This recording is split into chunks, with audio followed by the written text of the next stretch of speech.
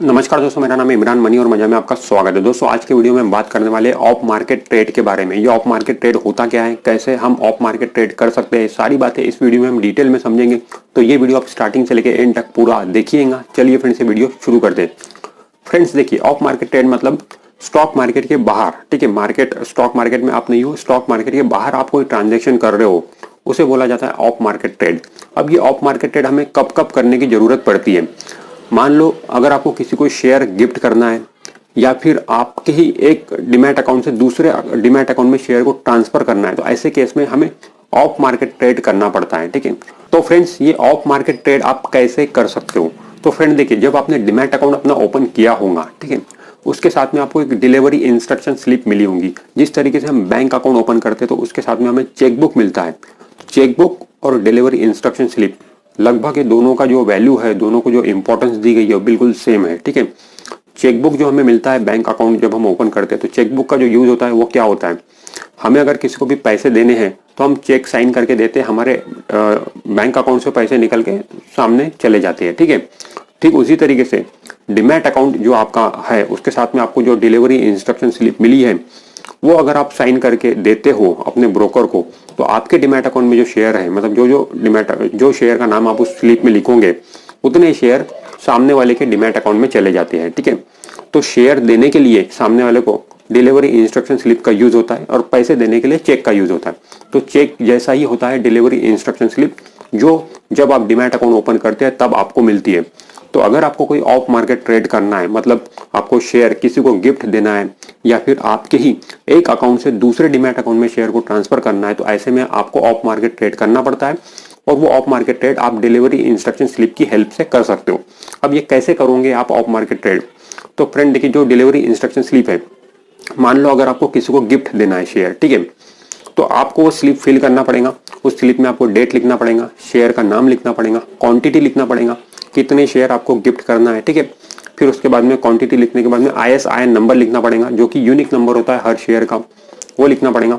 और इससे भी बड़ी बात, अब इंपॉर्टेंस आपको क्या लिखना पड़ेगा, इंपॉर्टेंट आपको क्या करना पड़ेगा, उसमें DPID और क्लाइंट ID लिखना पड़ेगा, किसकी, जिसके अकाउंट में आपको शेयर भेजना है।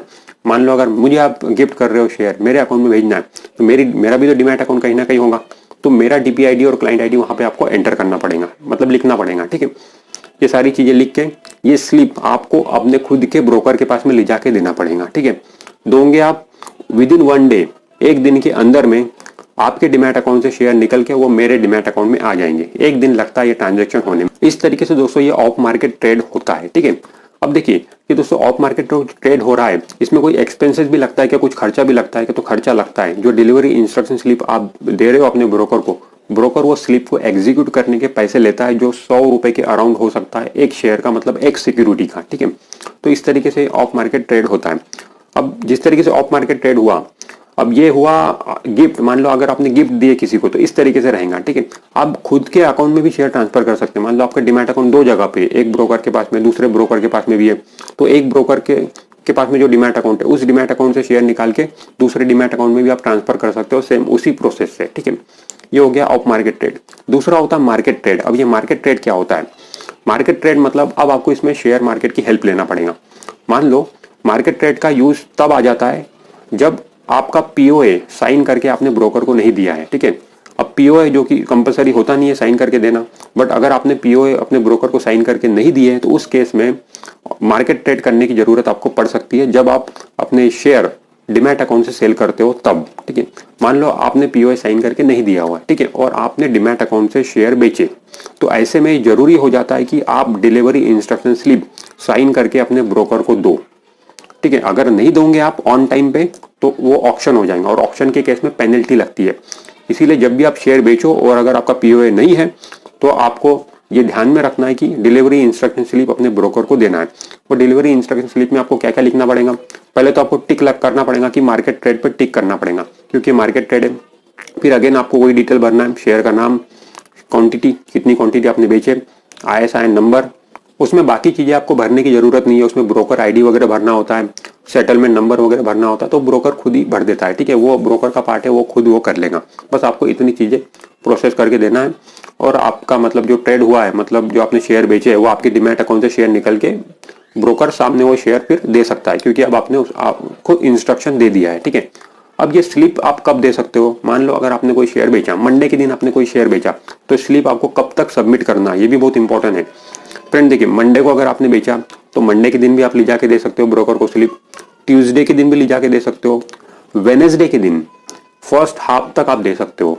मंडे को अगर आप कोई शेयर बेच रहे हो तो वेनेसडे के दिन फर्स्ट हाफ तक आप वो स्लिप ब्रोकर को ले जाके दे सकते हो। ठीक है, हालांकि ब्रोकर वेनेसडे तक फर्स्ट हाफ तक रुकता ही नहीं है, उसके पहले ही वो आपसे कलेक्ट कर लेता है।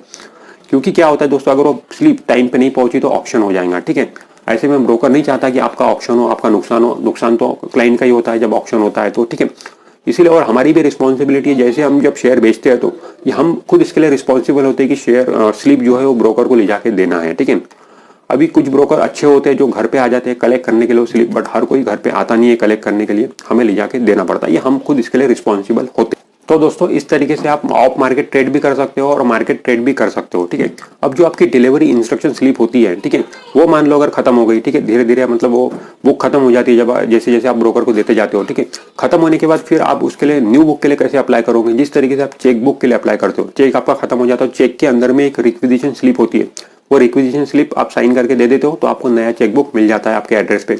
ठीक उसी तरीके से डीआईएस बुक में भी एक रिक्विजिशन स्लिप होती है, उस रिक्विजिशन स्लिप को साइन करके आप दे दोगे तो नई डीआईएस बुक आपके घर पे आ जाती है। ठीक है, इस तरीके से आप ले सकते हो। या फिर आगे मान लो आपकी डिलीवरी इंस्ट्रक्शन स्लिप घूम गई, ठीक है, कहीं स्टोलन हो गई, ठीक है, तो ऐसे केस में आप इंटीमेट कर सकते हो अपने ब्रोकर को। ठीक है, एक राइटिंग में एक एप्लीकेशन दे सकते हो, तो आपकी जो अनयूज उसमें स्लिप होंगी वो कैंसिल हो जाएंगी और एक नई बुक आपको इश्यू हो जाएंगी। ठीक है, हालांकि ब्रोकर ये सब चीजें करने के चार्जेस लेते हैं। ठीक है, delivery book delivery instruction slip देने के स्लिप आपके घर पे भिजवाने के चार्जेस वो लेते हैं। ठीक है, बट इस तरीके से आप ये कर सकते हो। ठीक है, अब कई सारे लोग मुझसे ये सवाल भी पूछते हैं कि जो पीओए होता है, क्योंकि जब हम पीओए ब्रोकर को नहीं देते तभी हमारा कहीं ना कहीं यूज आता है डिलीवरी इंस्ट्रक्शन स्लिप का, तब तक तो यूज भी नहीं आता है। ठीक है, बेसिकली तो बहुत लोग पूछते हैं कि पीओए ब्रोकर को देना चाहिए या फिर नहीं देना चाहिए।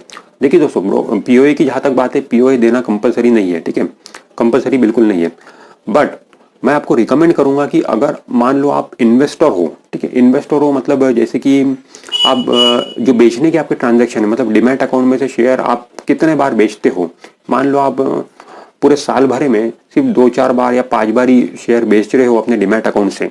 ठीक है, मतलब एक आप लॉन्ग टर्म इन्वेस्टर हो, आप शेयर यूजुअली बेचते नहीं हो, हमेशा खरीदते ही हो। ठीक है, खरीदने में तो कोई दिक्कत नहीं है, सिर्फ बेचने में ही प्रॉब्लम आता है डिलीवरी इंस्ट्रक्शन स्लिप का। जब आप बेच रहे हो, मान लो साल में 4-5 ही आपके ट्रांजैक्शन है बेचने के, तो ऐसे में मैं आपको रिकमेंड करूंगा कि आप पीओए साइन करके मत दीजिए अपने ब्रोकर को।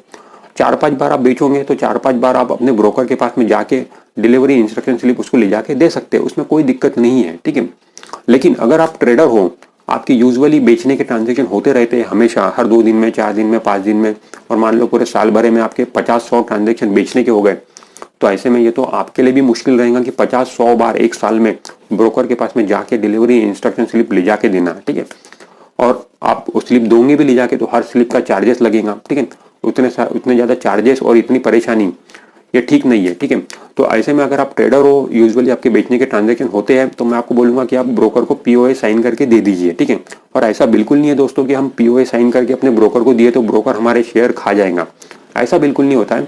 अगर आप अलर्ट रहोगे, आप अगर सावधान रहोगे तो ब्रोकर आपका कुछ नहीं कर सकता है। आप अपना मोबाइल नंबर वहाँ पे रजिस्टर्ड रखिए, ईमेल आईडी रजिस्टर्ड रखिए, जब भी कोई ट्रेड होता है, जब भी कोई ट्रांजैक्शन होता है आपके अकाउंट में, तो उसका तुरंत आपको पता चल जाता है। ठीक है, उस तरीके से आप अपने अकाउंट पे नजर रखिए, आपके अकाउंट के अंदर में कौन से शेयर डेबिट हो रहे हैं, कौन से शेयर क्रेडिट हो रहे हैं, उस पर नजर रखिए, कुछ नहीं होता है। ठीक है, यूजुअली धोखा उन लोगों के साथ में होता है, चीटिंग उन लोगों के साथ में होती है जिनकी नजर अपने डिमैट अकाउंट पे होती ही नहीं है, और उनके मोबाइल नंबर रजिस्टर्ड नहीं होते, ईमेल आईडी रजिस्टर्ड नहीं होती, ऐसे में उन्हें पता भी नहीं चल पाता उनके अकाउंट में क्या ट्रेड हो रहा है। इसलिए अपने मोबाइल नंबर और ईमेल आईडी रजिस्टर्ड रखिए और पीओए दे सकते हो ब्रोकर को, कोई दिक्कत नहीं है, यूजुअली ऐसा कुछ होता नहीं है। तो फ्रेंड्स, इस वीडियो में हमने समझने की कोशिश की है कि ये ऑफ मार्केट ट्रेड क्या होता है और कैसे हम इसको कर सकते हैं, और उससे रिलेटेड बाकी बातें भी हमने इस वीडियो में समझी। मुझे उम्मीद है बहुत कुछ आपको समझने को मिला होगा इस वीडियो के जरिए। अगर ये वीडियो आपको अच्छा लगा है तो वीडियो को लाइक जरूर कर दीजिए, और आपने अभी तक हमारे चैनल को सब्सक्राइब नहीं किया है तो हमारे चैनल को सब्सक्राइब करके रखिए, क्योंकि ऐसे ही वीडियो हमारे चैनल पर आपको मिलते रहेंगे जो आपकी नॉलेज को बढ़ाते रहेंगे। तो इस वीडियो में दोस्तों इतना ही, मैं मिलता हूँ आपसे नेक्स्ट वीडियो में। Thank you.